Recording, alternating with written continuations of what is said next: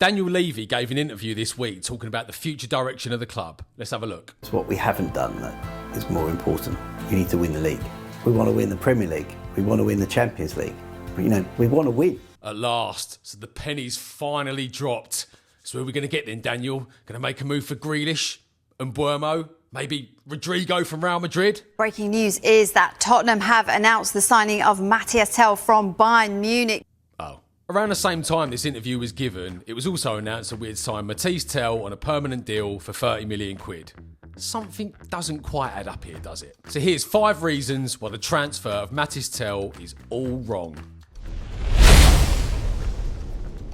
We saw last season that Mathys Tel predominantly plays off the left. I mean, he played centre forward a few times, but let's face it, he was fucking hopeless. He doesn't have the physicality to play centre forward in the Premier League. He's not a clinical finisher, and his anticipation when the ball arrives in the box just pretty much isn't there. So assuming he'd be used off the left in his favoured position, why have we bothered to sign him? Sonny's obviously first choice there, but we've also got Wilson Odobert, Mathys Tel, Mikey Moore. Bearing in mind we have pretty much one centre forward at the club, Dom Solanke, and a dearth of quality in midfield. Why have we went and splashed out 30 million quid on this youngster? I mean, knowing Daniel Levy, I think I know the reasons why, but we'll get into that a little bit later.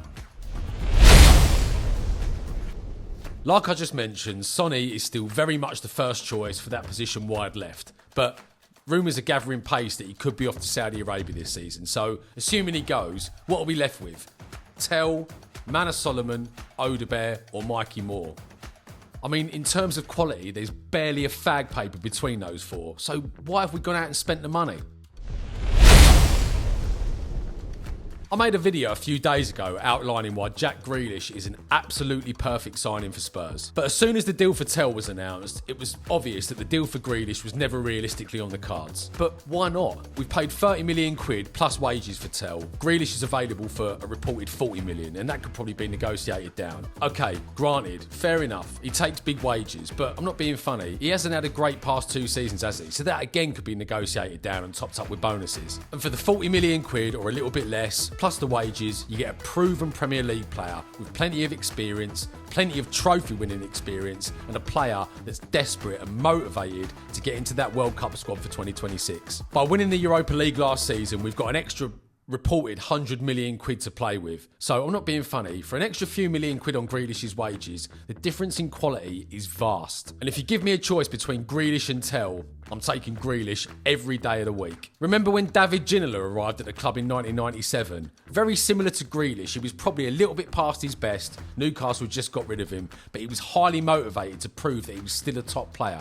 We didn't have a great team at that time, but in the 3 seasons that he played there, he almost single-handedly dragged us to the 1999 League Cup final, the Worthington Cup as it was back then. His performances were so good that he won the PFA Player of the Year award and the Football Writers Award in 99. And maybe most importantly, he gave us, the fans, a hero to worship and to enjoy for 3 magical seasons. There's a lot to be said for that. Now, I'm not saying that Grealish can have exactly the same impact as Ginola did back then, but it's a very similar scenario. And if, as expected, Sonny does head off to the Saudi Pro League this summer, Grealish is a ready-made, top-quality replacement, and there's no downgrading quality.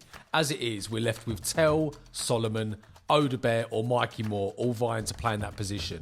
And let's face it, that is a massive downgrade in quality. And again, that's why the transfer of Mathys Tel and the money we've laid out for him makes no sense whatsoever in football terms.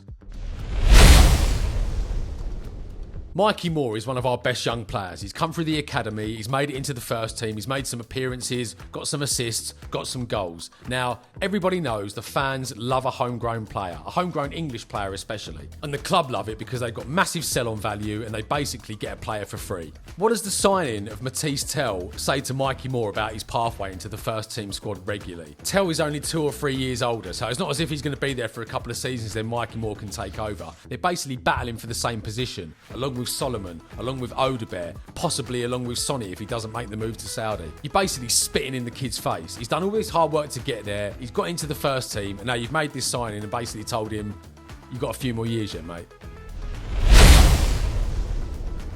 Now, I mentioned earlier that I'm pretty sure I know the reason for signing Mathys Tel, and it's this. Daniel Levy is thinking purely in money terms and purely about sell-on value. This is the calculation that's gone on in his head, right? A promising young player that's got a decent reputation across Europe, available for a knockdown price, which sets alarm bells off immediately anyway. And yet again, we know Levy.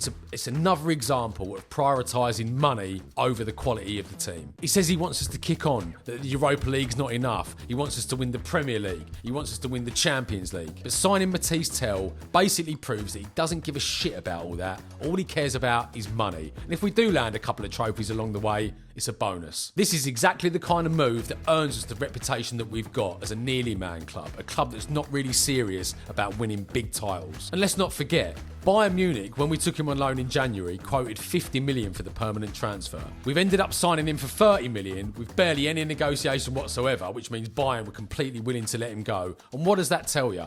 Basically, they've had him at the club for a couple of years, they've seen him, he's not good enough for them, so why is he good enough for us? Don't get me wrong, I want the kid to do well. I think he's got a good attitude. He came in and I think he tried his best, but for me, he's just not up to the level. And for me, again, this transfer absolutely stinks. I hope I'm wrong, but I guess we'll see. And only time will tell. Thanks for watching.